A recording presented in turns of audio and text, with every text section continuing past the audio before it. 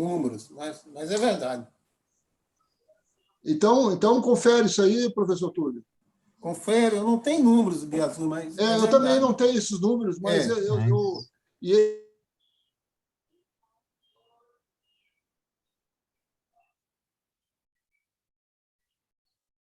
Oi, Biaçuz. Congelou não todo consegue mundo? dar por conta da situação da Argentina e que o Brasil, digamos assim, ou seja, a China depende muito mais do Brasil do que o Brasil da China, que é uma coisa realmente muito, muito interessante, né? Mas isso aí a gente pode obter os dados, né? Aí no Brasil, quando eu estava por aí, eu consegui esses dados nas câmaras de comércio, no Ministério das Relações Exteriores, tudo isso. A gente pode comparar, né? Agora, a China está em crise na área de construções. Não sei se vocês têm visto isso aí. Nós estamos Então, ela falando antes de começou você muita entrar, coisa. nós Como? estamos falando disso antes de você entrar, Martins. Nós estávamos falando disso antes de você entrar. Tá, ok. Então, eu penso que eles vão gostar de construir coisas no Brasil, porque tem muitas empresas lá enormes, falindo uma atrás da outra. Eu vi uma estatística aqui, uma coisa assim absurda. E a economia está freando um pouco. A Bolsa Francesa está caindo por causa do desenvolvimento econômico da China de hoje, que está tá menos do que o esperado, né? Então, agora, vocês têm, assim, no governo, no nosso governo, conhecem pessoas colaborando com o governo que sejam sociólogos? Sociólogo É, do governo atual? é. Tem um órgão do governo, aliás, do Estado, né, que é chamado IPEA. O IPEA é cheio de economistas e sociólogos. É lá em Brasília. Mas o que ele faz? Olha, toda a política econômica do governo, assim, faz muita coisa parecida com o IBGE, né? Uhum. Só que não é assim um estatal, é um órgão pertencente ao Ministério do Planejamento. Quer dizer, agora, como acabou o planejamento, está tudo na economia, subordinado ao Paulo Guedes. Sim. E quando são governos do PT, esse órgão é enchido de economistas de esquerda. Sim. Agora não, né? Pelo menos eu acho que está meio a meio. Eu tenho uma preocupação aqui, é o seguinte, eu encontrei aqui um francês que viveu no Brasil, um pesquisador, fez alguns projetos no Brasil, voltou para cá agora, e ele me falou, mas é uma coisa que eu já conhecia, mas sem muitos dados, ele me falou da cultura e do desenvolvimento. Aí ele disse que só 30% da população tem acesso à cultura, e isso seria ligado ao desenvolvimento. Aí eu disse para ele que não é ligado ao desenvolvimento. Depende de como ele define desenvolvimento. Em 84, 85, aqui apareceu um conceito de desenvolvimento que integra as populações. Então, não leva a Coca-Cola para o índio, mas ensina o índio a cultivar, ou ajuda o índio a cultivar açaí, e abacaxi e coisas mais. A minha preocupação é que a gente viu lá no Oriente, né, no Extremo Oriente, os Estados Unidos chegando, a Rússia chegando, a China chegando, depois que, enquanto eram colônias francesas, ficava aquilo mais ou menos seguro. Quando a França teve que dar independência para essa turma, que perdeu as guerras e tal, aí, aí chegou os Estados Unidos, chegou a Rússia, a China, e dividiram esses países porque a briga já existia lá entre eles mesmos mais de 5 anos já, mais de 5.000 anos. Agora, o problema que eu preocupo muito é a gente falou da pobreza, da miséria no Brasil, e a gente, bom, não tem solução, mas temos que encontrar soluções, porque isso aí é uma fratura social e é uma brecha para o comunismo, né? Então, a China está de olho nisso aí, a meu ver, hein? Então, o governo precisa ter muitas iniciativas tentando harmonizar um pouco essa situação. O que é que vocês acham? A última reportagem que eu pesquisei rapidamente aqui dá conta que 70% do superávit comercial do Brasil, em relação às relações internacionais com todos os países. 70% desse superávit, entendeu? 19,1 bilhões de dólares, entendeu? Do balanço comercial com a China. Quer dizer, dos 27 bilhões, 19 é com a China. Então, nós temos assim, uma margem muito grande, né, positiva na relação com a China. A gente vende muito mais para a China do que a gente poderia comprar de alguma forma. Mas é commodities, né? E você Commodities. teria aí uma A gente não comparação vende para ele nada beneficiado. A gente manda matéria-prima. Sim. Mas, de Mas qualquer então, forma, ainda, entendeu? Ainda. A única coisa que precisava, meu modo de ver, tomara que o Bolsonaro entre nesse mérito, eles podem comprar tudo da gente, não tem problema. Eles só não podem comprar, né? Comprar a gente, né? mas Mas isso eles vai vão fazer o fazer, quê? eles estão fazendo. Então, Nós estamos vivendo num momento assim, de alta traição, né, cara? sim. Entendeu? É um negócio absurdo. A gente pode pular esse assunto, nós não vamos conseguir resolver esse problema. Vamos por mim. Nós não vamos conseguir resolver, mas não podemos conseguir vamos. influenciar alguma coisa, galera. Não, É aquele efeito papillon, né? O Partido efeito da Comunista. borboleta. Martins, o Esse partido. assunto é muito vasto, mas o STF não deixa resolver. Martins, o Partido Comunista Chinês, nós, 1, 2, 3, 4, 5, 6, 7, nós somos Zé Mané perante o Partido Comunista Chinês. Os caras são bons, Martins, para articular, planejar, para eles só pensam nele. O chinês só pensa Não, é nele. normal. Não, para mim isso é normal. Eles sempre foram assim. Mas eles são assim hoje, porque eles estão com dinheiro. Não, mas eles sempre foram assim. Agora, mas hoje estão com dinheiro. A única economia do pois é, mundo que cresce. mas por quê? Porque eles têm boas estratégias. E aí, Sim! Não, e eles mas não o têm. perigo do Brasil, eu acho que um perigo para o Brasil é essa estrutura social que a gente tem hoje e que está assim há mais de 50 anos. Eu concordo Então, com você, eu não discordo, não. Eu sim. concordo. Eu só acho que a gente não vai resolver ficar aqui conversando sobre isso. Só isso, entendeu?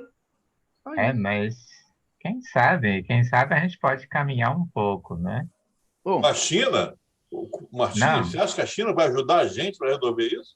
não, a China vai, Uhum. não, a China vai aproveitar a fratura social que eu falei para entrar com o comunismo. Essa é a estratégia deles.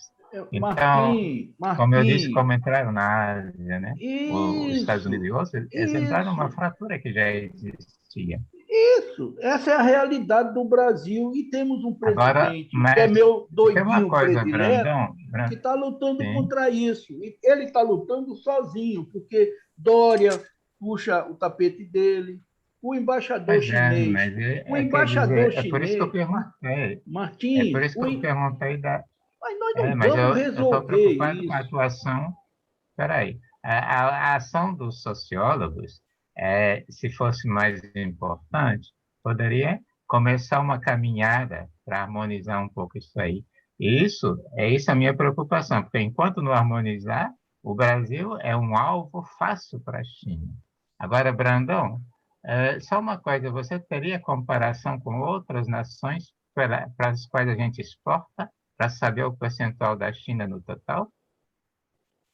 Viu? Só um outro dado aí, viu, Brandão? Agora, só em 2021, o preço aí do ferro, ele caiu 42%, o que é exportado para a China. Né? Por Eles têm quê? uma jogada que bate. Eu não entendi bem por que é, mas tem uma jogada que o pessoal faz. Isso aí não sei se é por causa da demanda mais fraca, mas não é só isso. Eu sei que 2021 até agora já caiu 42%. Ele está, acho que abaixo de $100 a tonelada. Ele caiu, nunca tinha caído tanto assim, não. Eu sei, mas E aquele negócio de Soros, realmente, você vê, eu mandei aí um artigo que tem, ele também alega esse negócio, tanto das imobiliárias e outra coisa, negócio de ensino, né? Não sei. Isso aí eu não sabia, da educação privada, né? Lá. Educação privada e o mercado imobiliário. Eu acho que ele deve ter muito investimento lá. O outro que eu mandei foi que um chinês aí perdeu 1 bilhão só com o medo, que é quinta-feira que vai ter o vencimento, né? Só com esse medo ele já perdeu $1 bilhão. Eu acho que foi em negociação. Martins, só para colocar para você aquela tua colocação com relação à tua preocupação. Veja que, nesse período que nós tivemos a pandemia, o Brasil sempre teve o desemprego muito alto, que vem desde a época lá do Lula, Dilma e tudo mais, né? Então, não é uma coisa que começou agora. Porém, 35 milhões, esse é o número mais ou menos, de pessoas, durante todo esse período da pandemia, foram assistidos pelo governo. Ou seja, criou-se uma coisa assim,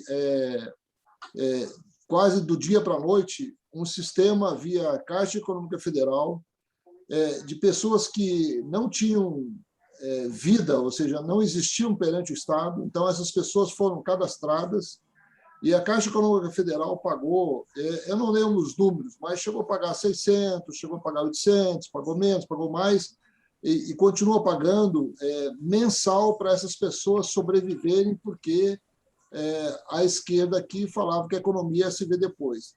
Então, esse problema social ele foi muito bem atacado em um momento de crise, onde o pessoal que vendia picolé na rua, vendia água na esquina, pipoca não sei aonde, esses caras não conseguiam trabalhar porque não podiam, mas foram assistidos pelo governo.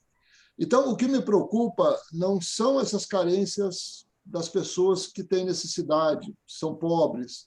Isso aí, como o Valério falou, vai ser resolvido com o tempo.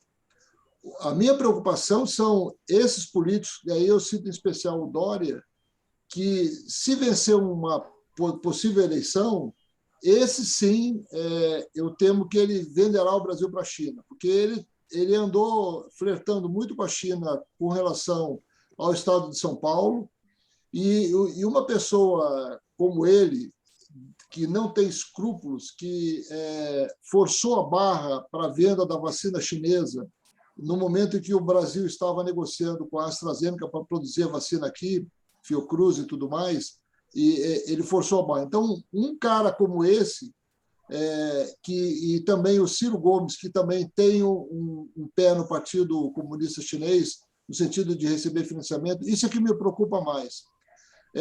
Então, veja bem, é muito mais fácil um comunismo entrar via um político inescrupuloso como esses do que via a população sofrida.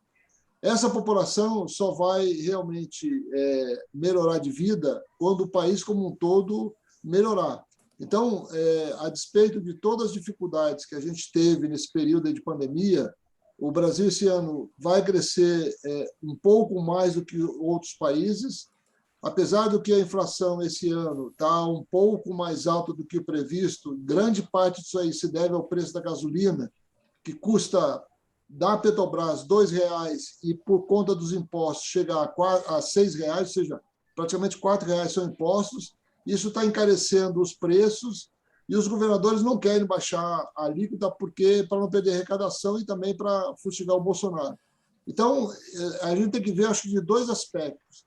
A pobreza sempre existiu, vai continuar existindo por mais tempo ainda, mas esses políticos que são inescrupulosos é a minha maior preocupação. Mas os Estados Unidos estavam ajudando o pessoal também, e quando parou de ajudar, começou a entrar em crise econômica, que não tem mais... Vocês já viram isso.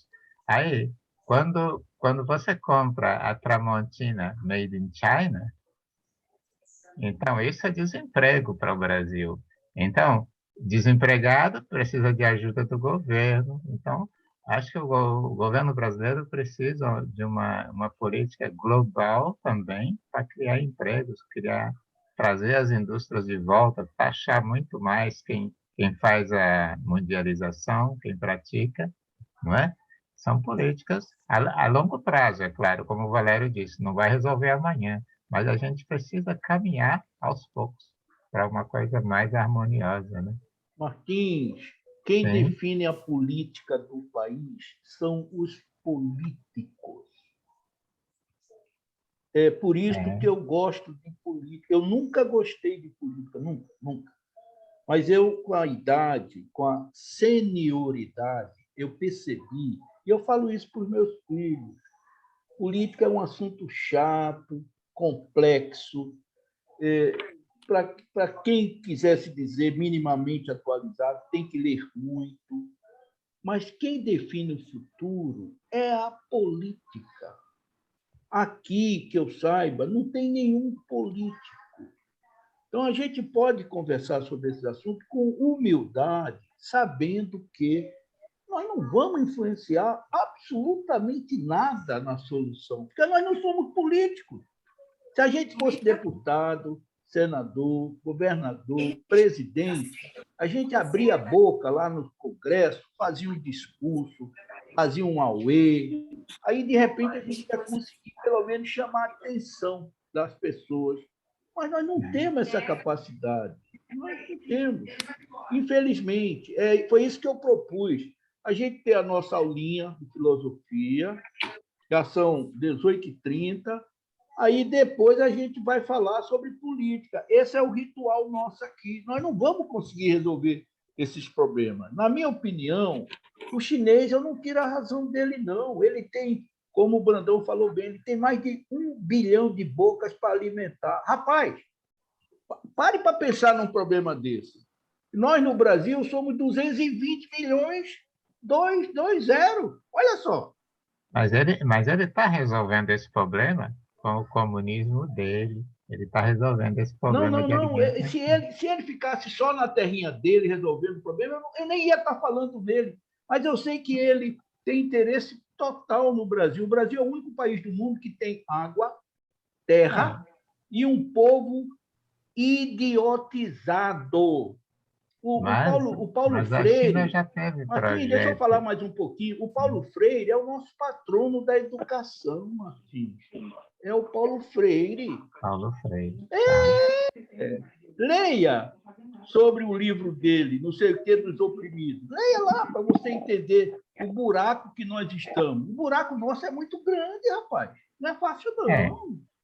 E pode fazer fila de sociólogos, psicólogos, tudo que é ólogo. Isso não vai resolver fácil, não, Martins. Deixa eu atender aqui. Eles nunca vão ficar na deles. Isso aí, eles sempre foram dominadores. Isso é sempre bom.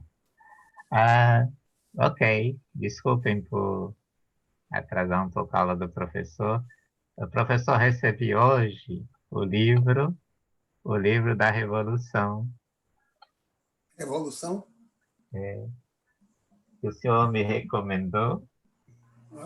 Qual delas, Martins? Eu não estou vendo. Não está vendo? Resumo e Revolução. Razão e Revolução. De Herbert Marcuse. Cuidado, muito bom, Martins. Cuidado, Martins. Foi o professor que recomendou. Não, o professor recomendou para você ampliar seus horizontes. Mas se você vai ler Marcuse, cuidado, Martins. Ele é da escola de Frankfurt, né? Mas está o desconto, porque ele passou a metade da vida dele dando aula na Universidade de Nova York. Então, ele, na verdade, morreu como um capitalista. Usufruiu das benesses do capitalismo. Ele fugiu de Frankfurt. Mas, professor, o maior vagabundo que eu conheço chama-se Karl Marx. Nunca trabalhou, casou com uma viúva rica, nem pai dos filhos ele era, ele não se sentia-se responsável pelos filhos dele. Foi um dos maiores vagabundos que a Terra já teve.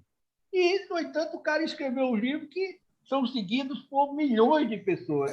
Pare para pensar no negócio. É Pare para verdade. pensar. Escreveu 12 livros, viu, Inclusive, quando a Valério? gente for falar dele, a gente tem que explicitar isso aí que você está colocando, né? Quer dizer, não é para ninguém seguir ele, né? Isso eu, não, eu mesmo. Mas é para a gente aprender o que não fazer. Aprender a não fazer. Perfeito, perfeito. Não é verdade? Deu certo Eu acho que eu a falei isso estratégia. na vez passada, né? Não, Igualmente com o Martins, né? Porque o Marcuse é um psicólogo, digamos assim, revolucionário, né? Que ele tinha ideias boas, mas nunca conseguiu aplicar. Olha o detalhe, olha o detalhe. O professor, e me cai o queixo, que a escola de Frankfurt era composta de alemães que tinham dinheiro, tinham dinheiro. Ou seja, se eles tinham dinheiro, eles ganharam dinheiro com capitalismo, tá certo? Exato. O negócio. Os caras ganharam dinheiro com negócio. Eram intelectualmente preparados e criaram esta bosta chamada Escola de Frankfurt. Entendeu, professor? Isso é que eu acho fantástico. Mas aí eu lembro de uma frase que dizem que é de Albert Einstein. Dizem, eu não sei. Que ele já velho, já para morrer, ele inclusive tinha questões muito sérias com relação à existência de Deus. Ele resolveu isso antes da morte. E dizem que a frase é dele. Eu estou convencido que só existem duas coisas infinitas no mundo. Uma é o universo e outra é a estupidez humana. E eu não estou muito convencido sobre o universo. Ou seja, a estupidez humana, ele estava convencidíssimo que é de uma infinitude abismal e não tem jeito, porque eu estou falando da escola de Frankfurt. Caboclo rico, intelectualmente preparado, e criaram esta merda chamada escola de Frankfurt. Então, o senhor vê... É sempre assim. É sempre assim. Veja os líderes da esquerda brasileira. São tudo capitalista individual. O último exemplo é o Amoedo, que estava no dia 12 de setembro na Avenida Paulista com a bandeira gay e a bandeira da CUT. Conseguiram uma fotografia dele ao fundo da bandeira do movimento gay, que é o arco-íris, né? Aquelas cores todas, e a bandeira da CUT, presidente do Partido Novo. Pô, é isso. Um cara que criou o partido tinha, né? Aliás, tem 500 milhões de reais e resolveu ser dono de um partido. O que é que está acontecendo? Aquele melhor deputado deles, que é aquele gaúcho, tá para sair do Novo e ir para o PP. Porque ele não já só viu que ele, canoa furada. Vários estão abandonando. Tem um monte de gente do Novo que está saindo. Isso aí, perfeito. Perfeito. Mas se vocês estiverem de acordo, a nossa cabeça, já que o nosso... Não. Ele vai para o PT, Lu? O PT? Não, PP, papá. PP, papá. Correia, seja bem-vindo. Você está cansado da viagem, Correia? Eu estou achando você meio cansadinho. Não, eu cheguei aqui cedo, viu um hotel aqui em Juiz, e a conexão está muito ruim, incluindo a imagem de vocês. Então, o meu computador, inclusive, ele, por ter mudado de local, não reconheceu, pediu uma série de testes e tal, e isso é a minha entrada aqui na reunião. E agora, cristalizando a imagem, eu fico ouvindo, mas para não perder a reunião, tá bom? Perfeito, Correia. Professor, seja bem-vindo mais uma vez. Antes de qualquer negócio, eu queria agradecer, que é graças a esse ambiente filosófico, que a gente já viu que filosofia, segundo Kant, não se aprende, A gente aprende a filosofar. Ou seja, a cabeça nossa vai ampliando, a gente vai vendo coisas que a gente não via, né? Então, professor, muito obrigado. Então, o senhor está com a palavra. Eu não consegui fazer o lançamento no canal YouTube porque o Google está com problema. Então, eu estou gravando a reunião e depois faço o lançamento no canal, para a gente não perder. Com a palavra, professor, fica à vontade. Então, hoje a gente retorna ao Norberto Bobbio, aquele estudo que a gente está fazendo, né, do contratualismo, da filosofia política moderna, até chegar ao nosso objetivo, que é chegar a um dos maiores filósofos políticos que já teve, que é novamente o Kant, né? Certo? Então, a gente está fazendo um processo, digamos assim, indutivo. Vocês já têm ideia, porque vocês já viram Hobbes, Locke e Montesquieu e Rousseau, digamos assim, mas foi um pouco dedutivo, né? Foi jogado em cima da gente, né? Quando a gente começou o ano passado.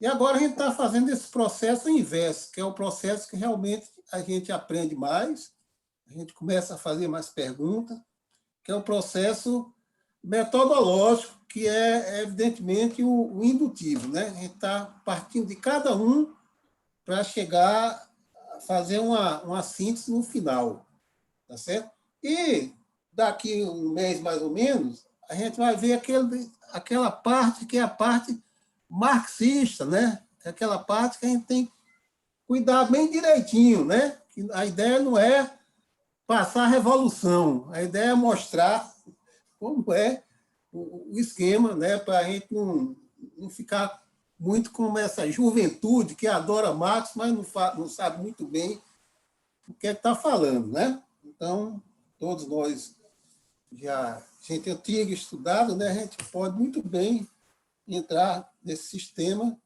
de um modo científico e filosófico. Então, olha, o capítulo que ele chama hoje, que ele é um capítulo muito interessante, que eu dei uma resumida aqui, acho que no máximo meia hora dá para... chama Teorias sobre os Limites do Poder Estatal. Até o nome é bacana e sugestivo, né? Por que isso?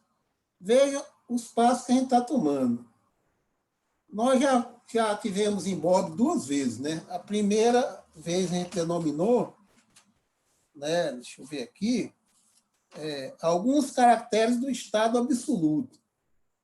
Em seguida, né, a gente falou sobre o maquiavelismo.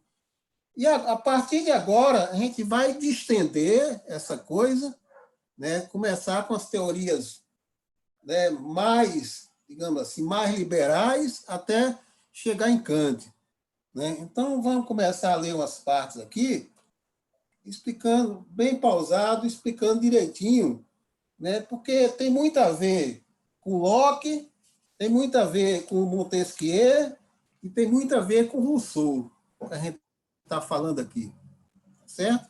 Então, todas essas teorias sobre os limites do poder estatal, né, é uma tentativa de tornar a política cada vez mais liberal e cada vez mais democrática, né? Ou seja, fugir do absolutismo. Muito embora o absolutismo também seja uma forma de contratualismo, tá? Para ficar mais claro. Então, vamos lá, pessoal. Olha, ele começa dizendo assim, o Estado moderno, liberal e democrático, né? A gente sempre coloca liberal com Locke, depois democrático com Rousseau, surgiu da reação contra o Estado absoluto. Esse nascimento, que tem como fases culminantes as duas revoluções inglesas do século XVII, que Valério conhece muito bem, e que eu vou resumir um pouquinho daqui a 3 minutos, né? Esse nascimento, né, desse Estado foi resultante das duas revoluções inglesas e da Revolução Francesa. As duas inglesas criaram mais o Estado liberal e a francesa foi a democracia, né, baseado mais em Rousseau. Então, tudo isso foi acompanhado por teorias políticas cujo propósito fundamental era o de encontrar um remédio contra o absolutismo do poder do príncipe. É a gente se proteger do próprio príncipe. Na tradição do pensamento político inglês, que ofereceu a maior contribuição para a solução desse problema, dá-se o nome específico de constitucionalismo ao conjunto de movimentos que lutam contra o abuso do poder estatal. Então, constitucionalismo, Constituição, né, tudo isso faz parte de um conjunto de procedimentos para evitar o abuso do Estado. Então, eu vou citar, e Valério vai concordar comigo, né, quais são essas duas revoluções inglesas, né, que muita gente chama, que ocorreu no século XVI. Veja bem, quais são as duas? A primeira foi a da Igreja, com a tolerância religiosa, né? E a segunda foi a mais conhecida como Revolução Gloriosa. É o que eu leio aqui, né? A Revolução Puritana, que culminou em 1642 e resultou na substituição da monarquia por uma revolução temporária, é a primeira, né? Isso é muito conhecido como numa obra de Locke chamada Tolerância Religiosa, né? E a segunda é a Revolução Gloriosa, de 1688, que pôs fim ao absolutismo, consolidando a supremacia do parlamento sobre a autoridade real. Ambas foram revoluções burguesas que abriram alas ao capitalismo do século XVIII. Certo? E aí vem dois termos que são muito usados aí, né? Às vezes eu vou passar por cima aqui, né? Que um é o justnaturalismo e o segundo é contratualismo. Justnaturalismo, como o próprio nome está dizendo, é justiça natural, né? É aquela justiça que já no advento, né, com o fim da Idade Medieval, surge em substituição do direito divino, como gostava São Tomás de Aquino, esse tal direito natural. Então, o justnaturalismo seria a teoria do direito natural. Essa dita doutrina, que encontra seus defensores numa numerosa lista de escritores políticos, é servida de fundamentos para reivindicar as duas conquistas fundamentais do mundo moderno no campo político, né? Que é o que eu já falei, que é o princípio da tolerância religiosa e, segundo, a limitação dos poderes do Estado, certo?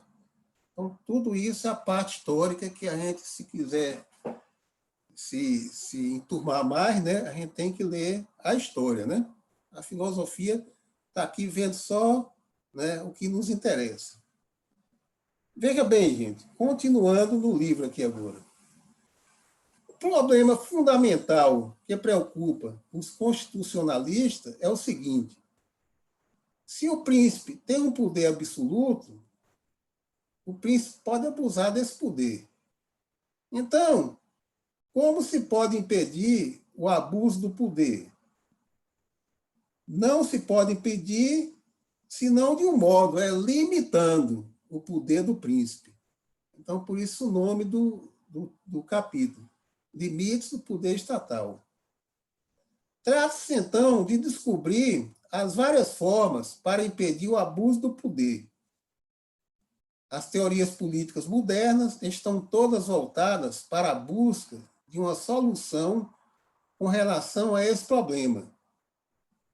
Consideramos que se pode classificar 3 grandes grupos em busca do remédio a ser preferencialmente proposto contra o abuso do poder. Então, aqui eu entro definitivamente no capítulo, né? Eu vou citar aqui 3 teorias, né, que revertem essa tentativa de absolutismo. Ou seja, uma delas é a de Locke, a outra é a de Montesquieu e, por fim, a de Rousseau. Eu faço um parênteses aqui, né, só para a gente perceber, né, em termos de Brasil, como a gente está atrasado nisso, né? Isso tudo data do século XVI, XVII e XVIII na Europa, e só aqui, agora, que o povo está começando a conhecer isso. A gente já conhece. Poxa, é incrível como o Brasil, no Brasil, as coisas são atrasadas em termos de educação, né? Então, gente, vamos em frente. A primeira é a de Locke, né? Que é a própria teoria dos direitos naturais, ou justnaturalismo. Eu vou ler bem pausado aqui, tá? É coisa pequena, é um parágrafo só, bem grande. Segundo essa teoria, o poder do Estado tem um limite externo, que decorre do fato de que, além do direito proposto pela vontade do príncipe, que é um direito positivo, não é um direito natural, esse direito positivo, né, além do direito positivo, que é o que o príncipe propõe ou vai propor, já existe automaticamente esse direito natural. E esse direito natural, ele já é um estorvo para o príncipe fazer tudo que ele quer. Certo?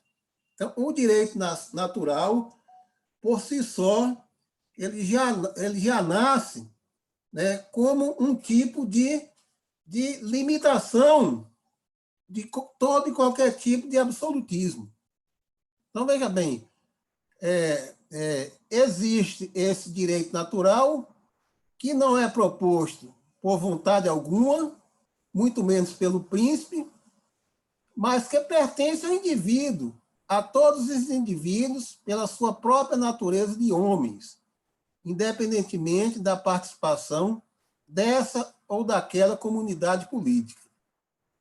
Esses direitos são os direitos naturais, portanto, justnaturalismo, que estão na doutrina do justnaturalismo, que, pré-existindo ao Estado, dele não depende, e não dependendo do Estado, este tem o dever de reconhecê-los e garanti-los integralmente.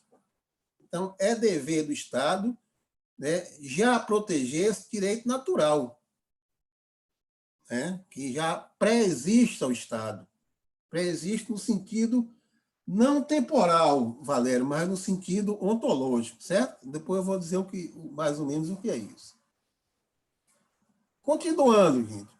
Os direitos naturais constituem, assim, um limite ao poder do Estado, pois este deve reconhecê-los e não pode violá-los.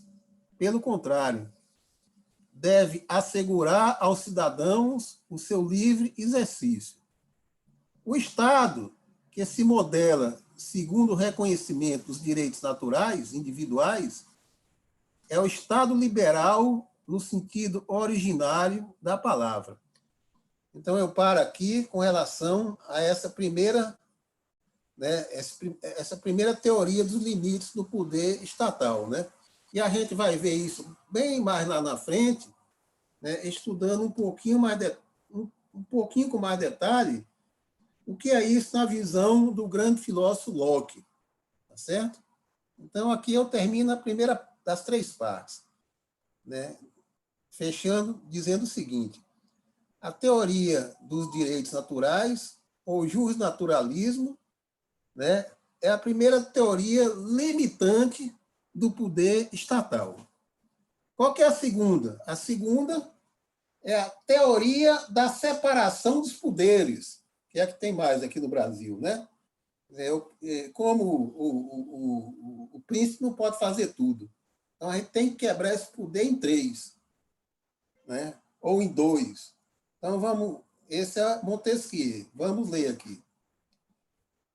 Existem outras teorias que impõem ao Estado limites internos. Agora, ela é interna ao Estado. Independentemente do fato que o poder estatal tenha que deter-se diante de direitos pré-existentes ao Estado, foi o primeiro caso, elas sustentam que a melhor maneira de limitar esse poder é quebrá-lo, dividi-lo, né? Trata-se de conseguir que, item A, a massa do poder estatal não seja concentrada numa só pessoa, mas distribuída em diversas pessoas. Montesquieu é claro aí, né? Item B, as diferentes funções estatais não sejam confundidas num só poder, mas sejam atribuídas a órgãos distintos. Segundo essas duas teorias, o limite do poder nasce de sua própria distribuição, por 2 razões. Ele vai tentar justificar porque o Estado é quebrado em poderes. Tá? Item 1, são 2 razões. A primeira, não existirá mais uma só pessoa que tenha todo o poder. Cada uma terá somente uma porção dele.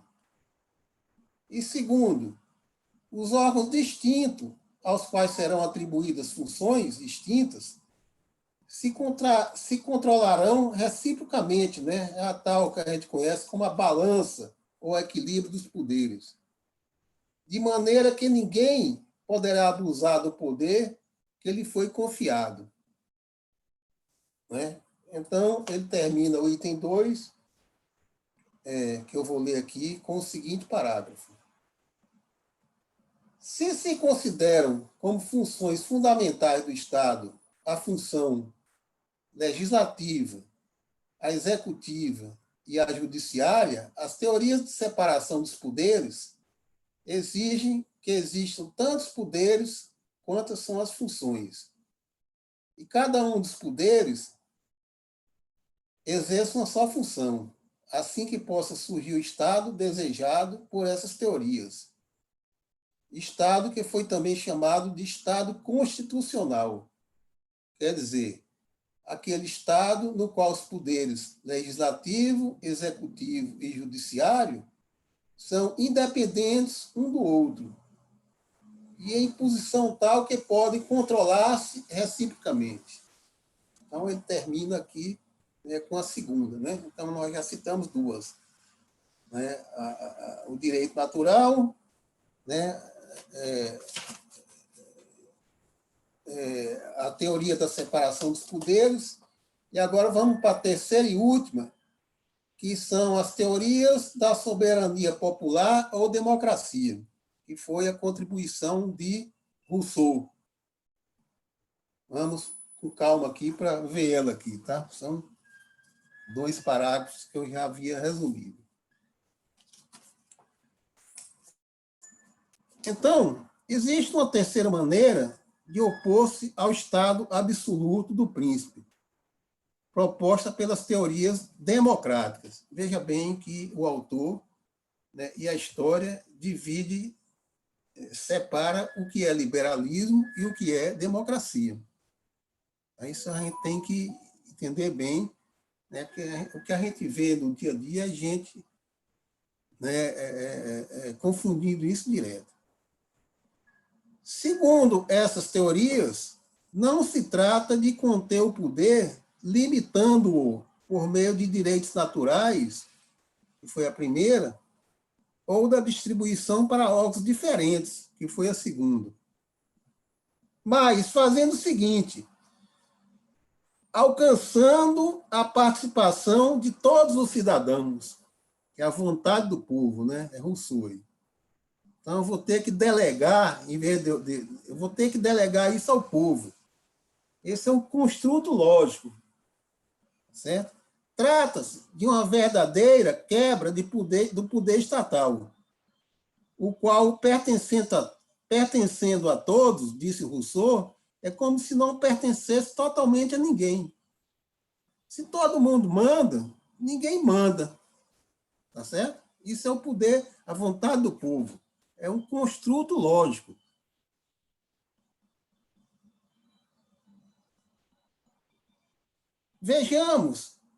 Veja-se que nessa teoria, o remédio contra o abuso do poder não é tanto a limitação, mas a mudança incondicional de seu titular. Eu tiro o poder do príncipe, ou do rei, ou do ditador, e passo para o povo. É o que a gente chama de democracia. Né? Então, é a razão do que está ocorrendo no Brasil hoje. Tá? O ponto de partida dessa teoria é a hipótese de que o poder fundamentado no consenso popular, veja bem, não é o popular segundo o marxismo, segundo o totalitarismo, mas é o popular segundo uma teoria de vergonha, digamos assim. Não é aquele populismo que o PT abre a boca para dizer isso aqui é popular. Popular nada. Popular é o construto lógico de Rousseau. Então, vamos lá. O ponto de partida dessa teoria é a hipótese de que o poder fundamentado no consenso popular não pode cometer abusos, ou seja, que o povo não pode exercer o poder que lhe pertence contra si mesmo. Né? Então, se eu mando, eu não posso querer usurpar isso, não estou sendo até contra eu mesmo. Bastante lógico. Então, veja bem, então, a diferença entre a teoria democrática e as outras ditas liberais consiste nisso. Frente ao abuso do poder, as duas primeiras, que a gente viu, buscam motivos para limitar o poder absoluto. E a terceira, que é a de Rousseau, considera que o único remédio seja o fato de atribuir o poder a quem, por sua própria natureza, não pode abusar dele, ou seja, a vontade geral. Então, agora, você vê que a democracia, digamos assim, é um avanço em relação ao liberalismo. Agora, depende, porque hoje em dia, como eu falei no encontro passado, nós estamos no século XXI. Né? Então, existe uma mistura disso tudo. Agora, nós vamos concluir, né, a parte de hoje, fechando aqui com as seguintes questões. Veja que interessante, né, que ele cita aqui que ele está fazendo tudo isso para chegar em Kant. Esses três grupos de teorias podem ser consideradas as etapas principais através das quais se desenvolve o pensamento político dos séculos XVII e XVIII até chegar a Kant. É útil considerar três formas diversas que a polêmica contra o Estado absoluto assume, porque as encontraremos no pensamento de Kant, que, sob certos aspectos, pode ser considerado uma síntese das doutrinas iluministas do Estado. Então, qual que é a principal função de Kant? É criar uma coisa nova, sintetizar Locke, Montesquieu e Rousseau. Então, o autor, o Norberto Bobbio, fecha dizendo o seguinte: antecipamos desde já que encontramos em Kant tanto a afirmação dos direitos naturais, como a teoria da separação dos poderes ou da vontade geral, como fundamento do poder de fazer leis. Então, Kant adota as três. Tá? Ou seja, Kant é o último contratualista. Certo? Então, nós temos quatro agora tá? Além de Hobbes, que eu nem cito aqui, que Hobbes ele promoveu o absolutismo, mas nós vamos citar aqui 4, né? O Locke, o Montesquieu, o Rousseau e o Kant. Certo? Então, fechando aqui, né, só com 2 questões aqui, né? Na verdade, o que seria o aparecimento de tudo isso com o contratualismo? O que significa esse contratualismo? Certo? O que é que o contratualismo fez? Ele eclipsou, né, todas as doutrinas de Estado, né, que existiam, né, na Idade Média, que era de origem divina. Né? O contratualismo ressurge. Sempre existiu o contratualismo, desde os gregos, mas só que antigamente tinha outras origens. Né? Então, o contratualismo ressurge na Idade Moderna, né, conforme a gente está vendo, não é mais uma coisa dedutiva, dada por Deus, um realismo inveterado, como era nos gregos, é uma coisa fabricada pelo homem, por nós.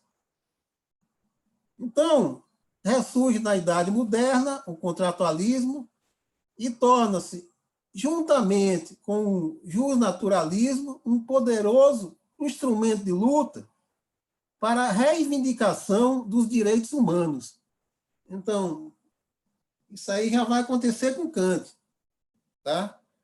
Você tinha os direitos, né, políticos, agora os direitos humanos também surgem já com Kant. Kant é o primeiro a tocar nesse termo, né, direitos humanos, que é tão difundido hoje.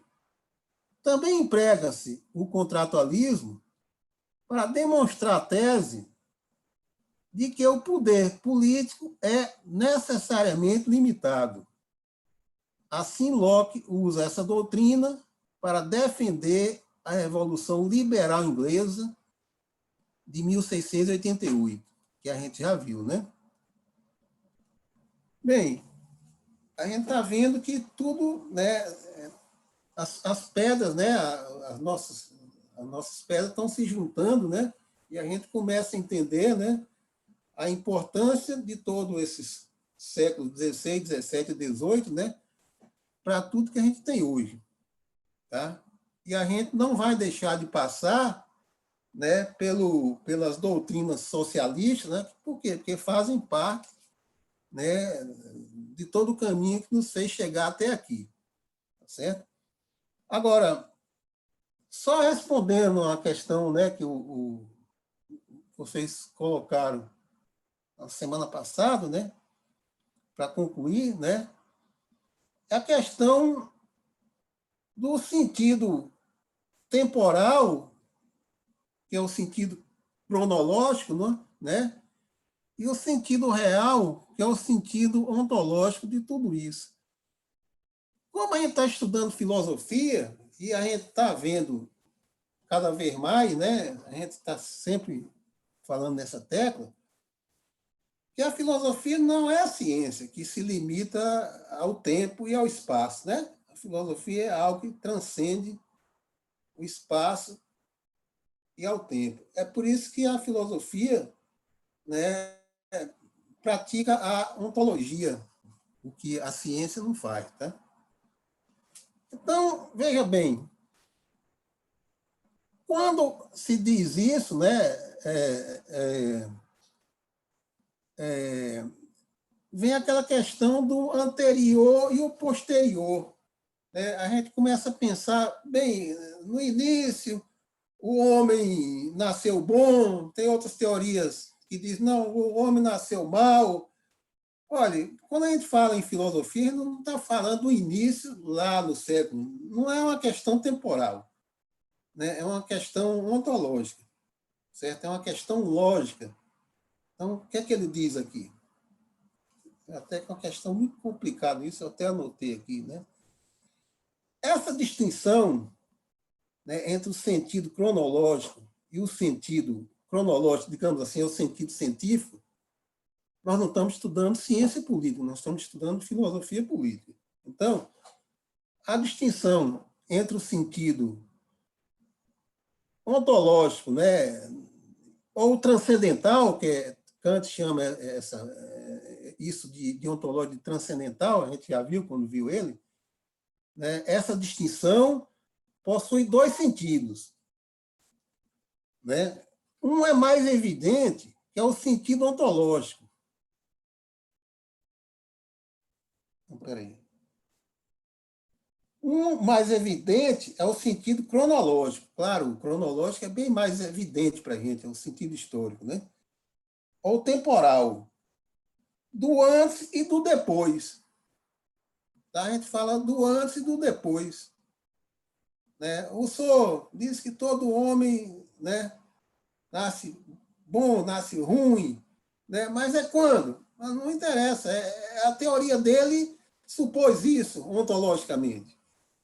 Aí vem o segundo sentido, que é o menos evidente, que é compreendido apenas pelo pensamento, quer dizer, pela lógica. É o sentido ontológico, em que anterior significa independente e posterior significa dependente. Tá certo? Então,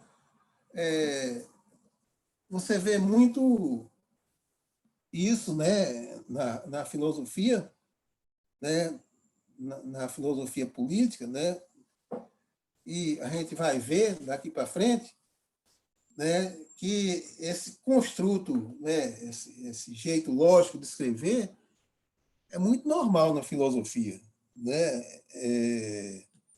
e em Platão, nos gregos principalmente. A filosofia moderna ela já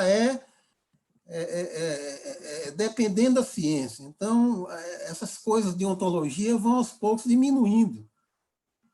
Né? Mas é o tal negócio, quando a gente estuda Rousseau, que é um mestre nisso, a gente tem que ver que hora Rousseau está falando em sentido ontológico, outra hora ele está falando em sentido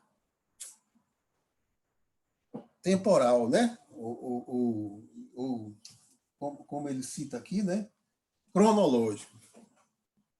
Certo? Então, essa é mais uma dica, né?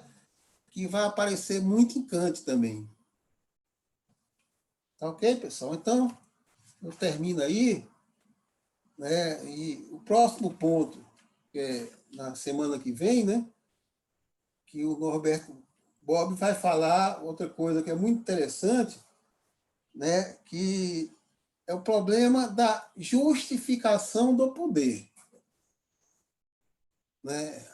Quem vai tomar o poder tem que justificar. Né? Então, ele cita aqui, né, também, né, 3 teorias de justificação do poder, que a gente vai ver a semana que vem. Tá? Isso tudo, esse trajeto, até chegar em Kant, ok? Isso aí.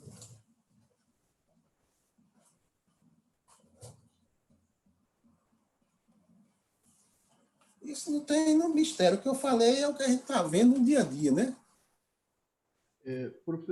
Professor, eu vou começar aqui a tirar as dúvidas. Uma pergunta que me passa pela cabeça, quando a gente se diz conservador liberal, sim, tem muita gente que entende que ser liberal é ser de direita, de radical de direita, sei lá o quê.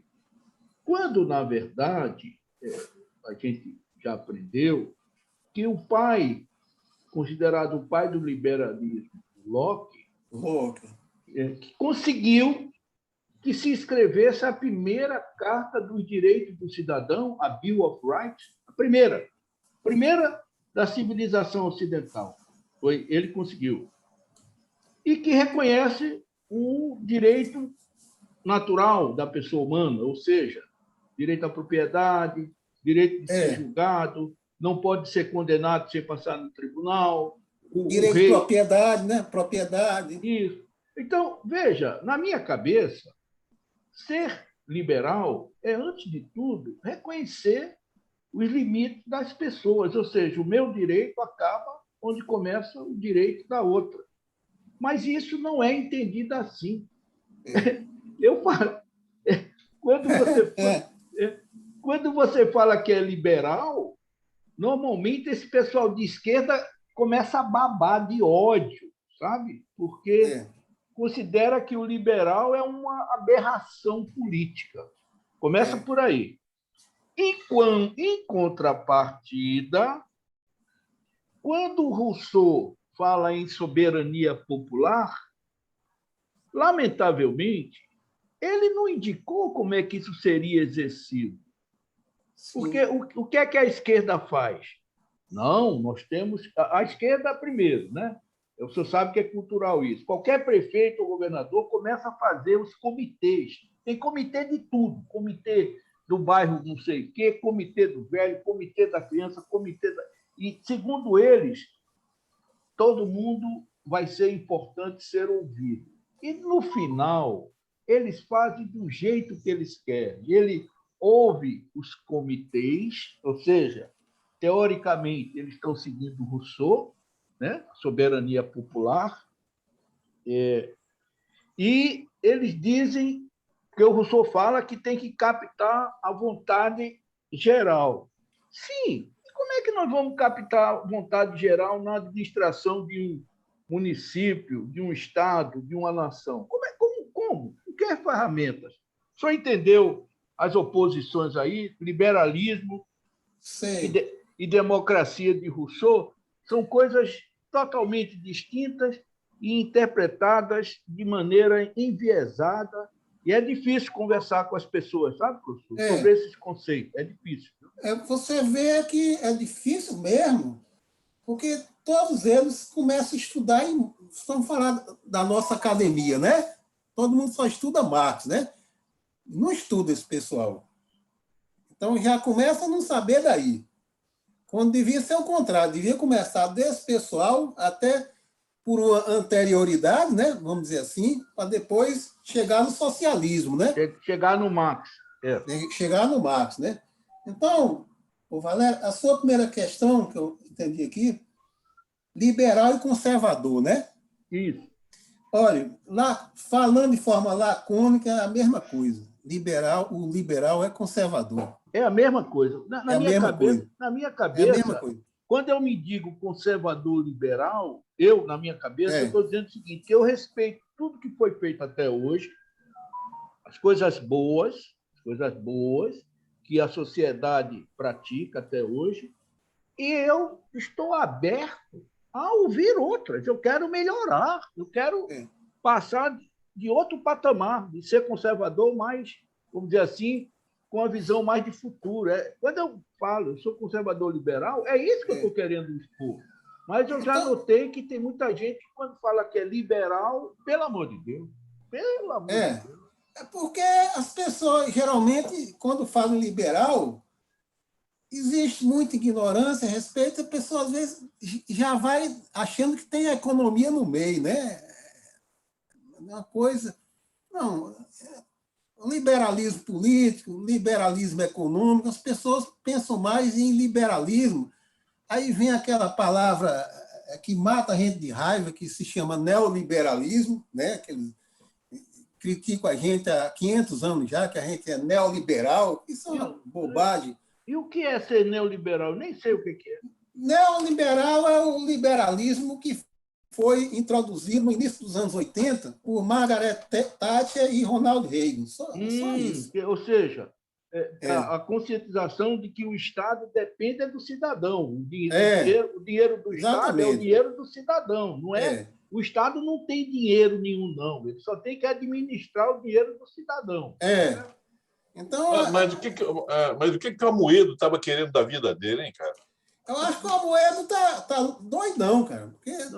Porque eu acho que ele já era ditador pelo jeito que ele está agindo. No mínimo, fumou maconha estragada. No mínimo.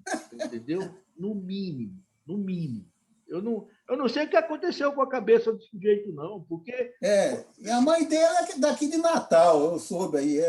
Valéria, como você diz, o caboclo ficou maluco. Olha, falta a segunda de Valério. Eu não saberia responder, mas eu vou, pelo que eu li muito antigamente de Rousseau, certo?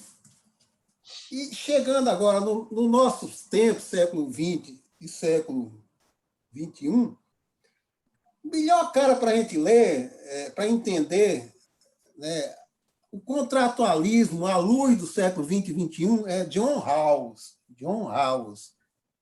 Tá? E ele vê o seguinte: soberania popular e democracia é a mesma coisa? Não. A democracia é assim, digamos assim, do ponto de vista desses grandes caras do século XVI, XVII, XVIII, é uma depuração.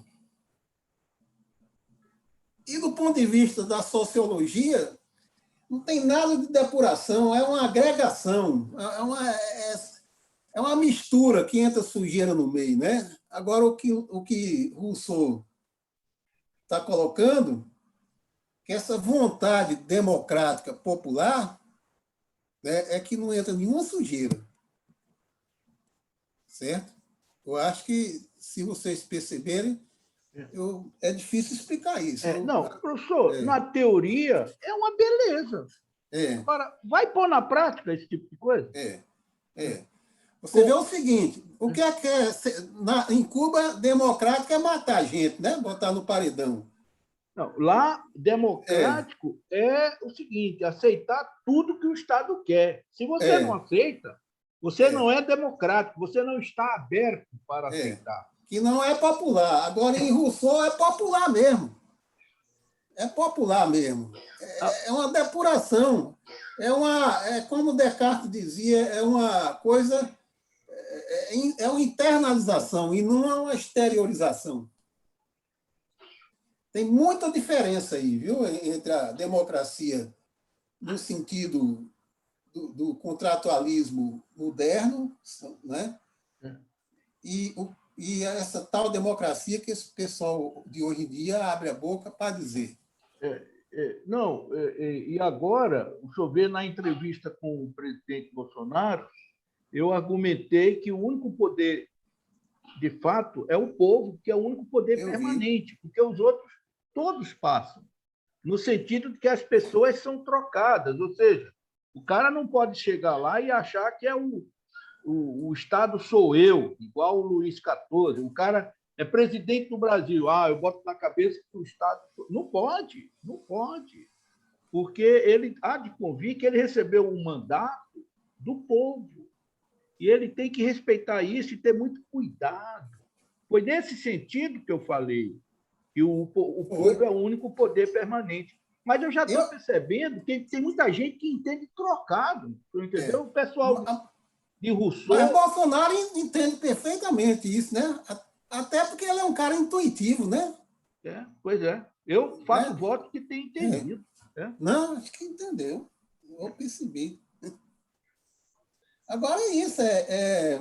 A gente tem que ver essa caminhada. Quando chegar em Kant, aí sim a gente vai... Ele tem outras formas de explicar isso, sabe? Clareia mais um pouco. Ô, Martim, você tem esperança, você fala de uma maneira, Martim, eu acho bacana isso. Você acha maneiro, você acredita que tem jeito o Brasil, com esses políticos que estão aí? Olha, eu penso que o Brasil tem jeito, mas não é para agora. Não é para agora. Né? É para daqui a 2 séculos. Então, mas não acontece de um dia para o outro. A gente tem que, cada dia, dar um passo. Eu morri. Eu morri já, Martim. Meus filhos, meus netos, daqui a 2 séculos. Ô, Martã, não é para nós isso aí, Brandão. Gostei do chute, que é um verdadeiro chute, entendeu? 2 séculos. Gostei. Não é chute, não. Não é chute, não. Eu já pensei muito nessa... A mudança tem que ser estrutural. E a mudança estrutural não acontece em um século. Ela vai acontecer aos poucos, aos poucos, aos poucos, até que se integra. Olha, Mas a não esse tem como. respeito, Ó, nem dá para começar, Martinho, nem para começar. O Alcolumbre sentou em cima, entendeu, da liberação da arguição que vai ser feita para o próximo ministro. Ele não quer, ele é um judeu, né? Judeu, ele não quer deixar que o Brasil tenha um ministro evangélico. Mas não houve um acordo aí entre o governo e o Supremo? Com quem? Aqui eu vi alguma informação sobre um acordo entre Não, o Bolsonaro... acordo foi só para sossegar o povo, cara. Já passou. O pessoal não está obedecendo o acordo, não. Eu vi que não estão obedecendo, mas Já acabou o acordo. já acabou. Acabou o acordo. Ai, ai. O Martins, o único acordo permanente que não passa é o acordo dos rabos presos. No STF tem rabos presos e no Senado Federal tem rabos presos. Um dá cobertura para o outro. Nem o Senado julga os abusos de autoridade do delegado Moraes, que manda prender todo mundo, não respeita a Constituição. O único direito que você não tem é ter direito. Você entendeu? Eu não sei se você está sabendo, Martins, o ministro Salomão, do Tribunal Superior Eleitoral, olha só a que ponto nós chegamos, mandou abrir um inquérito para saber se as pessoas que estavam no 7 de setembro foram pagas para estar lá. Por exemplo, no caso de Brasília, no dia 7 de setembro, ele quer saber se eu recebi dinheiro e, mais importante, de quem me pagou para eu ir lá. Ô, Valério, racha com a gente aí, Valério. Hein? É incrível isso aí. Mas isso é o cara que trabalha direto com o Barroso. O Barroso é o presidente do TSE e esse ministro Salomão foi que mandou cancelar a monetização dos canais conservadores, todos, da Bárbara, do dia... É o Salomão, que de nome, ele devia ser o... Rapaz, eu nunca vi um nome tão impróprio para o caboclo, sabe? Salomão, olha só. E ele mandou abrir esse inquérito para saber se as pessoas que estavam... Martins, o professor Túlio fez um cálculo de 33 milhões de brasileiros na rua no dia 7 de setembro. Cálculo do nosso professor Túlio. Ele quer saber 80. se a gente 80. Não, o Brandão está falando 80. 80 milhões. A nossa imprensa, que é uma vergonha, são duas coisas... Aliás, são três coisas vergonhosas que nós temos no Brasil. O Supremo Tribunal Federal mais ralé do mundo, que é o nosso. Se o delegado Moraes me ouvir, manda me prender, delegado Moraes. Eu não vou mandar você para aquele lugar por uma questão de educação. A imprensa nossa é uma vergonha, Martins. O Le Monde faz artigos aí baseados nas fontes que eles recebem aqui da Folha de São Paulo, do Estado de São Paulo. É uma vergonha. E os políticos nossos, pessoal, enxergam o umbigo. Eles não têm o mínimo de patriotismo. O mínimo. É uma vergonha. Agora, aí você fala, o nosso abismo social é muito grande. Eu concordo com você. E eles se aproveitam disso. Claro, estão aproveitando, claro. Né? Agora, nós que somos brasileiros mais conscientes, tipo nós aqui, Vigilantes da Liberdade, e outros, né? Do artigo 1, né? Que eu estou lá acompanhando de perto, ou seja, não tem esse negócio de eu confiar que vai ter o presidente do artigo 1, ele é um cara que veio de Marte, veio de Saturno, ele é diferente. Não! É igualzinho a mim, a você, a mim. Tem os mesmos tendências pecaminosas, tem a mesma coisa, não tem diferença. Então, nós temos que estar juntos, acompanhando de perto, porque na hora que o caboclo desviar, eu vou dizer, rapaz, espera Peraí, que é isso? Então, entendeu, Martins? Nós podemos fazer essa diferença, mas nós temos que ter humildade para entender que nós somos um grãozinho de areia nesse deserto de coisas que não ajudam o Brasil. Mas o Biaçuz levantou a mão, Brandão, tá? E a mãozinha dele. Então, clique aí na sua mãozinha, por favor. Não, antes de fazer a minha pergunta lá para o grande mestre aí, a dúvida é o seguinte: eu sempre entendi que liberalismo estava mais associado ao fator econômico, ou seja, de como você geria a economia. E direita e esquerda estava mais relacionado a como você gere a política. Claro que você pode ter o liberal de direita, o liberal de esquerda, você pode ter, enfim, junções disso aí, entendeu? Mas é isso aí mesmo, mestre? Ou digamos assim, é mais amplo pelo que o senhor acabou de falar, e o liberalismo pode ter outras versões, mas não está mais relacionado à economia e à política? Isso aí não é uma pergunta, é uma colocação primeiro. Certo, porque na época, sabe, Biaçuz, na época que esses... do século XVIII, que eu estou dizendo, né? Foi quando surgiu a economia também, certo? Então o Locke, né, ele foi o introdutor de colocar como um direito liberal, né, vamos dizer assim, a posse, né? Então ficou muito assim, junto, economia com política, certo? Então, por exemplo, Adam Smith, que foi digamos assim, o fundador da economia, ele é um economista liberal, mas ele é muito mais do que um economista. Ele é um cara que escreveu sobre política. Ele era escocês, só que perante Rousseau e perante Locke, né, os escritos políticos deles vamos dizer, não são tão famosos como os de Locke, né? Em compensação, os escritos econômicos, que Locke não tinha, ou tinha pouco, são grandes, né? A teoria a riqueza das nações, né? Locke e Hume, dois escoceses, né? Aí talvez se explique por que mais, digamos assim, o liberal está mais associado à direita na política e o comunismo, o socialismo está mais associado à esquerda na política. Ou seja, você dificilmente vai ter um liberal que é de esquerda ou um socialista que é de direita. Eu acho que sim. Eu acho que sim.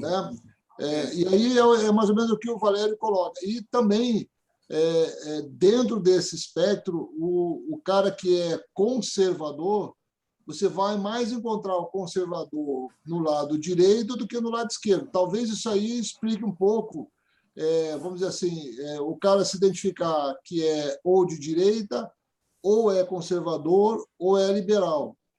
Porque todos estão colocados, digamos assim, dentro de um mesmo lado, né, de um lado político. Mas a pergunta que eu queria fazer mesmo é o seguinte: o senhor falou ali do direito natural, ou seja, quando você vai definir as regras que vão definir o bem-estar ou como a sociedade vai se comportar, você escolhe representantes do povo para fazer essas leis.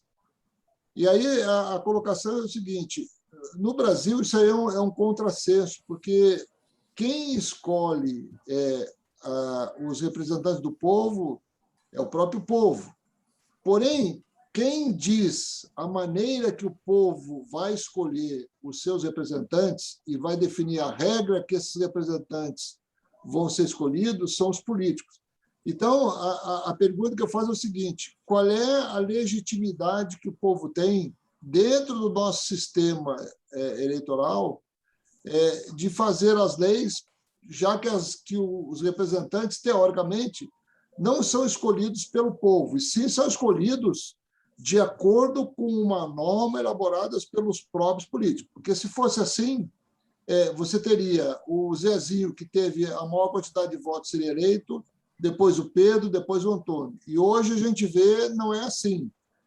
Os coeficientes eleitorais que foram definidos pelos políticos é que definem como serão os nossos representantes. Sim, interessante, né? Vamos dizer assim, todo mundo diz que o Brasil está muito bem de democracia, né? Formal, mas na prática, né? Então nós temos uma democracia formal, né? Que tudo começa a vazar quando o próprio povo não participa, né? Até quando a gente vai... Um dia desse eu soube, eu nem sabia direito, que só dos 512 deputados federais, só nem 40 foram eleitos. Então, tem uma porrada de lei 27. lá... 27, 27, né? Professor. 27. Então, 5,26%. Então, na prática, né, Corrêa? Na prática, isso não é democracia. O grande problema é esse. Formalmente... Mas não é só isso, não, professor. Não é só isso, não. Então, é bom até, Martins, para você entender, você que está aí há 40 anos fora do Brasil, nós temos na Câmara Federal 513 deputados. Aí você imagina, a Casa do Povo. São os homens que foram eleitos pelo povo. Aqui é uma... 27, ou seja, 5,26% deles foram eleitos pelo povo.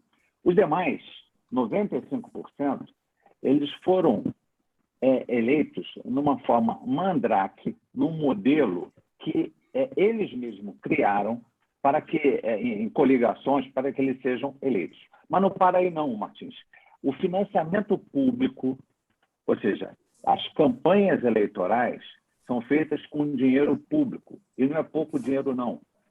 São bilhões de reais. Aí vamos supor que um de nós, eu vou escolher um aqui, que o Valério se candidate a deputado federal e escolha um desses partidos para se candidatar.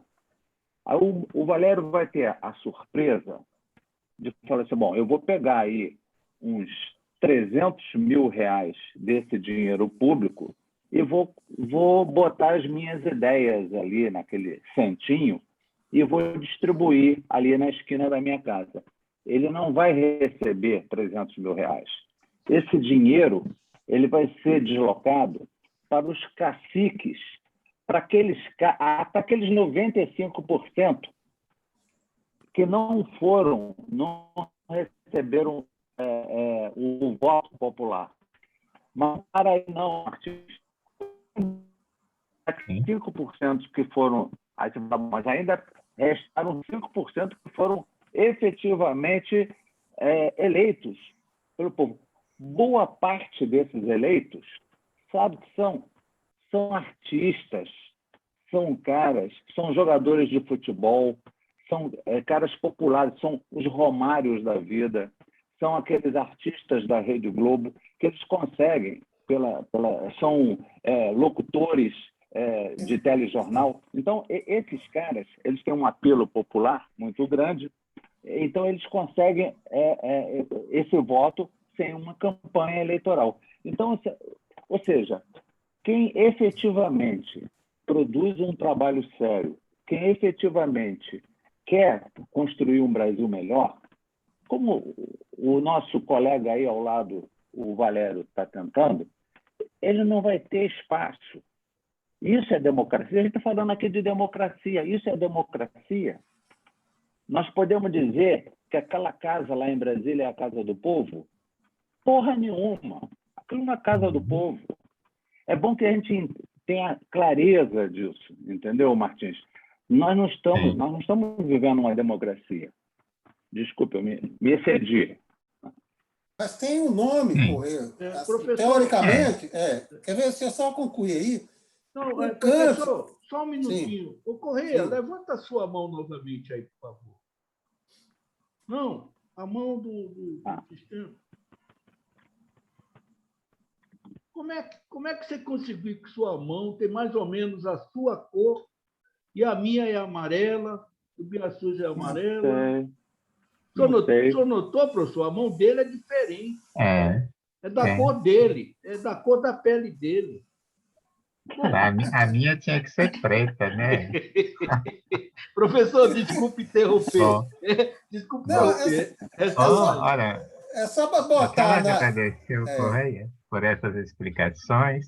É interessante, mas é um problema de democracia, né? Mas o Brasil teria copiado, seria uma pergunta para o professor, o Brasil teria copiado um pouco do sistema inglês, porque a Constituição, né, segundo o Valério, é um pouco como a americana, mas, ao mesmo tempo, copiou um pouco do sistema francês, que é a representatividade. E na representatividade francesa, existem limites e barreiras de controle.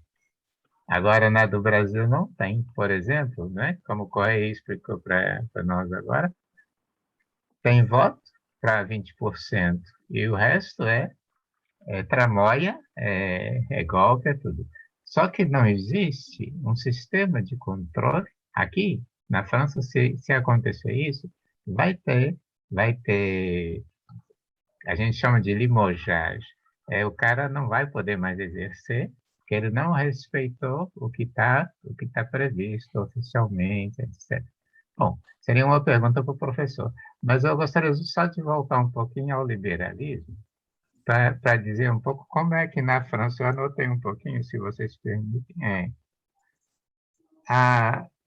como eu diria, o sistema econômico aqui é considerado diferente como a gente chama, da forma de governo. Então, o liberalismo, hoje a gente fala liberalismo econômico aqui. Antigamente falava só liberalismo. E a forma de governo é o sistema político. Então, pode ser presidencialismo, parlamentarismo, etc. Agora, então, o liberal, e quando o Valério diz conservador, a gente compreende que conservador é aquele que não quer mudar o sistema. Então, se tiver a esquerda no poder, antes do Bolsonaro, eles poderiam dizer: eu sou conservador, porque eu não quero mudar o sistema, né? E o conservador, então, dizer conservador aqui não é bem claro. Agora, no Brasil, é muito complicado esse problema, não é, professor? Por exemplo, eles dizem que em Cuba é democracia. Como assim, né? Aí entra, deforma as palavras. Deforma, porque aí entra a tal da ciência política, né? Quem deveria dirimir esses problemas de direito de fato seria o quê? Não a ciência, mas a filosofia, que ela é uma coisa mais rigorosa, né? Entendeu? O cara que morreu o ano passado é um filósofo inglês, Roger Scruton. Ele tem um livro chamado O que é Ser Conservador. Eu não li não, mas pode comprar que deve ser bom. O que é Ser Conservador. Roger Scruton. Não é Scruton, Como escreve Scruton? Roger, né? R-O-G-E-R. Roger, ok. E o outro Scruton, S, né? S-C-R-U-T-T-O-N.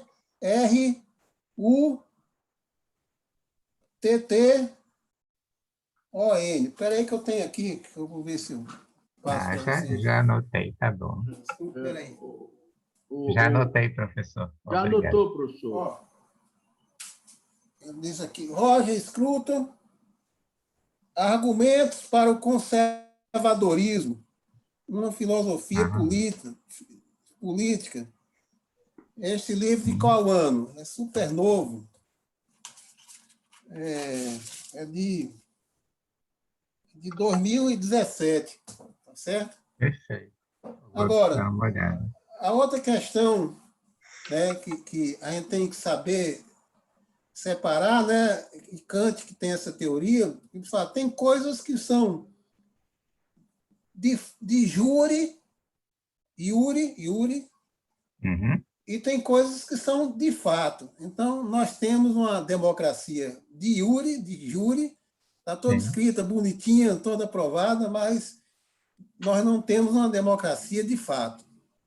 É a nossa. A nossa aqui no Brasil. É só de júri. É só de júri. Ela é aprovada pelo STF, mas, de fato, não é. Ela não é democrática. Não é efetiva porque não respeitam, não é isso? Não e respeita. Falta um órgão, teria que ter um órgão que intervenha, ou aqui nós temos procuradores, né, que vão abrir inquérito, que vão Era para verificar... funcionar, né? O Martins, isso que o Ferreira explicou é de conhecimento nacional. Todo mundo sabe que é assim. São os tubarões da política, Martins. Aqui no Brasil, eles começam a incentivar as pessoas que têm algum destaque na sociedade para se filiar ao partido. Aí eles passam o tempo todo fazendo essas coisas. Quando chega a eleição, aí os tubarões vêm e falam o seguinte: você quer sair candidato? Quero. 1 milhão. 1 milhão na minha conta. Eles vendem as posições. E aí, como o sistema está montado, e o Ferreira falou, 5% apenas estão lá em Brasília por conta dos votos que receberam da vontade popular que o Rousseau defende, que é a vontade do povo. Só 5%, 27 deputados, 27 no horizonte de 513. Os outros estão lá por conta desse esquema. Os caras pagaram para conseguir a nominata para poder se eleger. O artigo 1 está propondo detonar isto. Aqui no artigo 1, enquanto eu estiver aqui, estou falando por mim, não posso falar por mais ninguém. Se eu souber disso, eu denuncio na delegacia mais próxima e ainda levo prova. Eu quero que o cara se lasque todo. Você entendeu, Martim?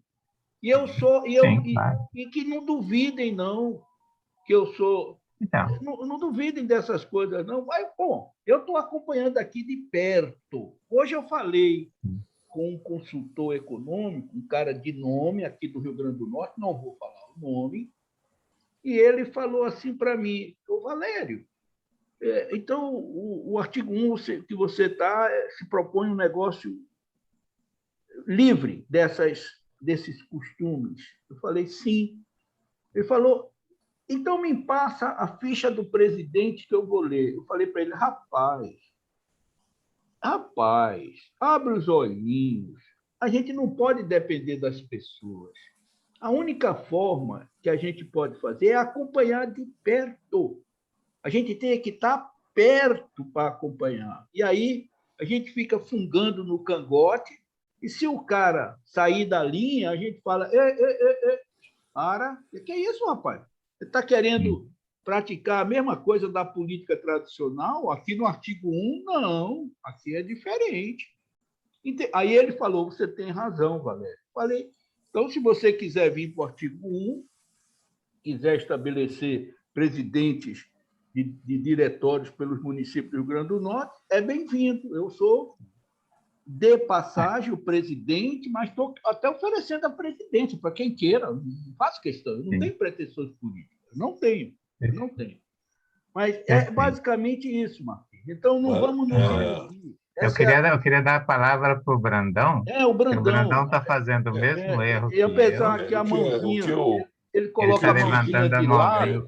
A mãozinha de lado. Eu queria que vocês considerassem, entendeu? Assim, na Argentina aconteceu, é um fato. O pessoal estava tão revoltado, que na eleição que teve agora, entendeu? O governo perdeu muito, perdeu de lavada. E agora, entendeu? Os que foram eleitos, né? Entendeu? Talvez possam fazer alguma coisa. A reação foi absurda. Entendeu? O que vocês acham disso? O Biassuri, você que está mais perto deles aí. qual a importância? Qual a importância disso? Tom. O Alberto, né, o presidente, está numa situação tão complicada que ele iria para a ONU para discursar, não vai mais, com medo da Cristina ter que assumir a presidência e mudar tudo, entendeu? Então, o que eu ouvi lá é que praticamente houve uma ruptura entre a Cristina e o Alberto. Eu não sei quem é que vai levar vantagem, porque os dois são socialistas, entendeu? Mas eu, na minha visão, acho que a Cristina é muito mais do que ele, entendeu? Então, eu até li um comentário que, depois do resultado das eleições, o presidente praticamente quase não dormiu, porque realmente houve uma paulada tão grande lá na coisa que eles vão perder todo o poder político. Agora, resta saber se o poder vai ficar mais na mão da Cristina ou mais na mão do Alberto. Então, hoje, no que eu vi aqui, está totalmente definido, mas eu acho que o povo argentino já deu um recado que a situação que os dois colocaram a Argentina não tem mais volta, ou seja, isso aí não vai prosperar. O que aconteceu antes? O Macri estava tentando fazer as reformas e ele não teve o apoio que a população deveria dar para ele, entendeu? Porque a Argentina sempre foi, vamos dizer assim, muito ligada no populismo. E o populismo anterior e o populismo que o Macri estava jogando de lado porque estava tentando fazer as economias, que não deu certo porque faltou mais um apoio, entendeu?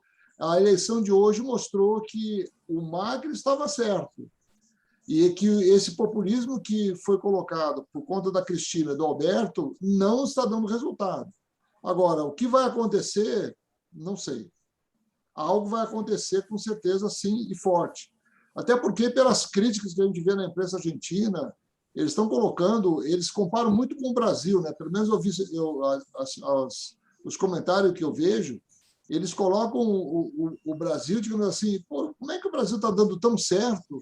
E a Argentina, que no passado sempre foi economicamente superior ao Brasil, eles, argentinos, não conseguem mais superar. Os problemas são tantos que foram criados lá, que eu não sei.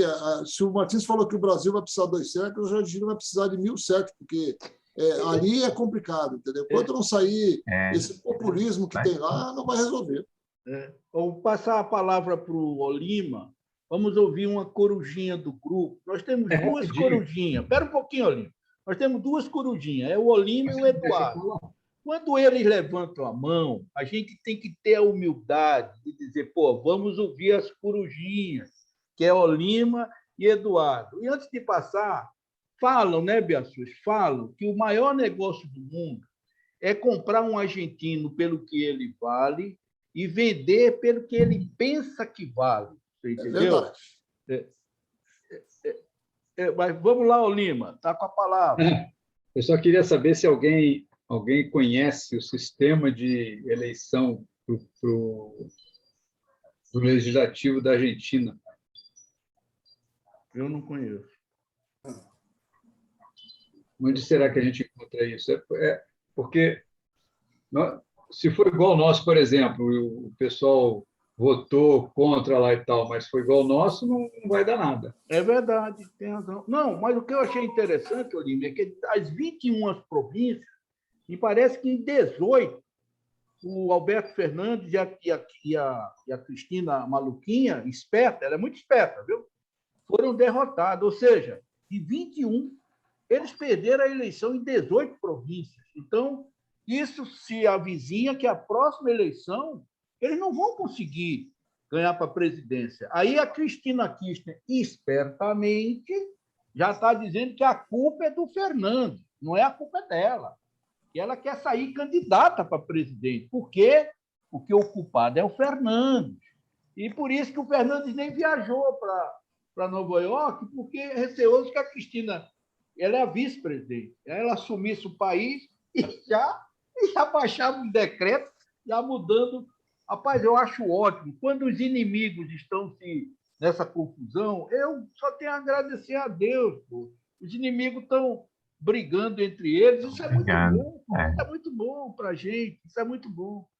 Mas realmente eu não conheço, não, Olívio, o sistema político argentino. Eu não conheço. Eu notei que a sua mão, Lima, é da mesma raça da do Correia. É a mesma Você cor. pode mudar ali, eu mudei ali, eu botei a mão do Martins, botei a mão do Valério, que estava queimado. Ali, ó, em reações, tem Reis e Randei. Aqui tem 3 pontinhos ali. Nesses 3 pontinhos, tu pode escolher lá embaixo, skin tone, ou seja, cor da pele. Aí você coloca a cor que você quiser. Perfeito. Tanto para a mão quanto para os emojis aí. Perfeito. Vou botar a mão do Martã. Pronto. Coloquei a mão do Martã. Isso. Pronto. Falou. Respondeu perfeito, Piaçu. Obrigado, viu? Já aprendi. Beleza. Pessoal, falta 5 minutos para acabar nosso encontro. A palavra está aberta. O outro Corujinha não quer falar, não. Hoje pode ser o dia dos Corujinha. Eduardo, vai falar, Eduardo? Ah, ficava só vendo. Olha, os Estados Unidos vai abrir as fronteiras para os brasileiros a partir de novembro. Agora, tem um detalhe. Tem que estar vacinado com 4 tipos de vacina e somente 4, por enquanto. Pode ser que mude. Janssen, Moderna, Pfizer e AstraZeneca, que é fabricada na Inglaterra. O americano jamais vai deixar os ingleses para trás. Isso aí, historicamente, a gente sabe que é assim. Inglaterra e Estados Unidos. Não tem como. E a Coronavac? Coronavac ainda estão negociando, ver se... Rapaz, eu imagino a raiva do paulista, que é o brasileiro que mais viaja pelo mundo, é o paulista. É o que mais viaja pelo mundo. Eu imagino a raiva do paulista, do Dória. Ai, meu Deus do céu. Que deu Coronavac, fez a turma tomar Coronavac, e o pessoal agora não está nem querendo mais tomar Coronavac lá em São Paulo. Querem tomar tudo, menos Coronavac. Porque descobriram que não pode viajar, não pode satisfazer a vontade, está todo mundo nos causos para viajar. Guardaram dinheiro esse tempo todo, porque não podia passear no Brasil, não podia passear em lugar nenhum, imagina. Então, agora os paulistas estão tudo cheios de dinheiro, querendo viajar, não pode ir para os Estados Unidos, não pode ir para vários países da Europa, não pode ir para o Canadá. Uma beleza de João Dória, que quer ser candidato a presidente, né? Que está comprando todo mundo, está comprando todo mundo. Com dinheiro da China. A mão preta não aparece, né? Vocês perceberam? A mão preta não aparece. Eu estou fazendo só teste, viu? Não, é o teu fundo aí que ele está colocado no local que não aparece. Mas aparece sim. Tem que mudar o fundo, tem razão. Não, mas tem que pôr mais claridade. Sim, aparece sim, Marta. Olha aí a mãozinha. Aí, olha. Aí. O Lima. Aí. O Lima, você vê que... Aí. A do Lima tá bom, porque ele tá com o fundo branco, né? Então... o Lima tem o fundo branco. Pois é. E o Brandão, eu gosto que ele levanta a mãozinha de lado. Não sei por que ele gosta da mãozinha de lado. O Brandão. Ele gosta da mãozinha de lado, Só que aí ele não entra na seleção. Não, mas eu não tenho outro. Tem? Essa daqui? Não tem outro? Essa aí. Isso. Aí, viu? Mas você Por que eu não posso colocar essa aqui? Você sempre levanta essa aí, Brandão. Não sei por que eu não posso colocar essa aqui. Você gosta de. Porque essa aí é só para dizer tchau. Não, o Brandão gosta de torcer o punho. Ele põe assim de lado, tá certo? Não é assim, Brandão? Rapaz. Ô, Brandão, a inclinada é para aplaudir. Você está fazendo aplausos. Legal. Tudo bem. Eu estou aprendendo, olha só. Ok, agora eu vou colocar só assim, tá pronto? Só assim. Aí, beleza. Pessoal, se ninguém tem mais nada, a gente pode encerrar. Agradecer ao professor por esta brilhante aula. Obrigado. O professor, obrigado. Engraçado que o senhor falou de Norberto Bobbio, mas, na verdade, o senhor falou de Locke, Montesquieu, Rousseau. E Kant. E Kant. É interessante, viu? Realmente interessante. Né? É muito interessante. Beleza, professor. Próxima semana, professor, vamos continuar com o Bobbio? Vamos fazer o seguinte: próxima semana, problema da justificação do poder. Depois a gente volta aos outros temas, e por acaso é Marx, né? Que a gente vai ter uns 3 encontros sobre ele para poder ver a relação dele com. Por acaso. Com os que a gente está vendo, né? E com os posteriores, né? E chegamos, Marx, com um pensamento muito importante. No século XX, não sei se para o bem ou para o mal. Né? Não, professor, o que eu acho a frase mais bem bolada dessa turma é que, se o socialismo não dá certo, eles falam é porque não era o legítimo socialismo, entendeu? Por isso que não deu certo.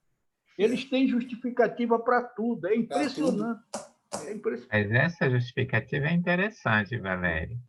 Como é que é, Martão? Essa justificativa é interessante, porque, na realidade, é bem esperta, não temos exemplo no planeta que aplicou a teoria inteira. Não é, professor? O socialismo ele é aplicado só a uma pequena parte, porque é um jogo de interesse das pessoas que estão no poder. Né? Eu não consigo, sinceramente, entender a receptividade que o socialismo teve nesse tempo todo, né? O século XX praticamente todo. Mas eu acho que é um pouco na força, né? É como na Rússia, né? Implantaram o comunismo cortando a cabeça da eu acho que a desgraça de um lado aumenta a riqueza, concentra a riqueza do outro. Deve ter isso. Porque também uma coisa é certa, a gente está vendo os principais filósofos políticos da história moderna, né? Esses caras são muito superiores a qualquer um que existiu depois, inclusive o Marx, porque o Marx ele não foi os discípulos dele que criaram essa confusão dele. Ele era um excelente economista. Aí sim, eu posso. Exato. Fez uma análise econômica. Né? A análise dele econômica é muito, muito interessante. Bem, meus amigos, Correia está se conectando aí. Beijo para vocês. Correia está nas montanhas. Deixa o Correia se conectar que a gente se despede. Oi, Correia! Correinha está onde, Correinha?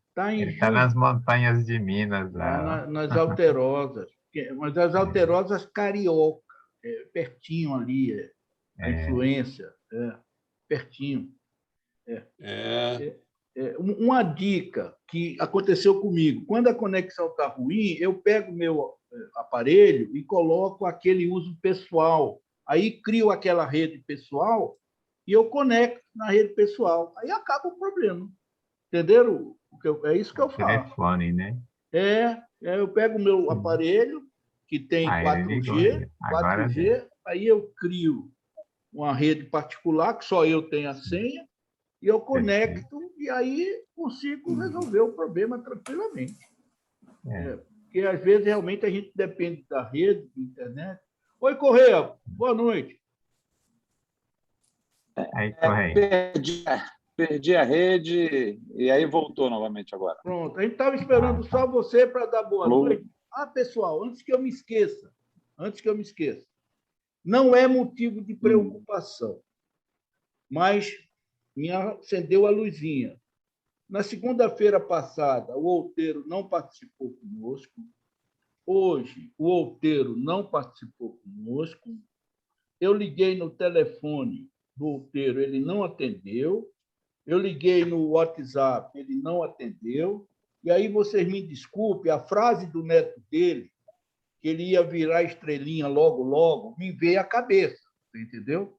E eu não sei, se vocês tiverem notícia do Outeiro, por favor, porque não participou segunda passada, não participou hoje, tentei falar com ele, não consegui, Eu não olhei no grupo se ele andou postando alguma coisa. Realmente vou olhar agora, me passou pela cabeça isso.